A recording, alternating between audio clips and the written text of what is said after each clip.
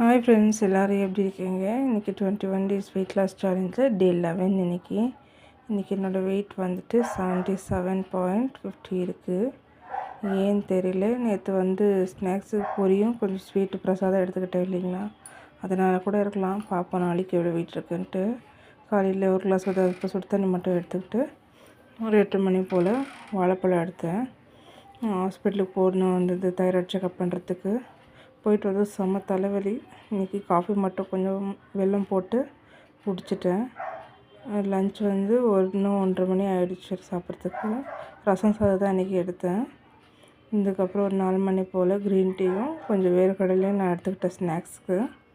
அதுக்கப்புறம் ஈவினிங் இன்னும் கூட அவ்வளோ ஹெவியான ஃபுட் எதுவுமே இல்லை. ஒரு வாழைப்பழமும் ஒரு ஆரஞ்சு பழம் தான் நான் எடுத்தேன்.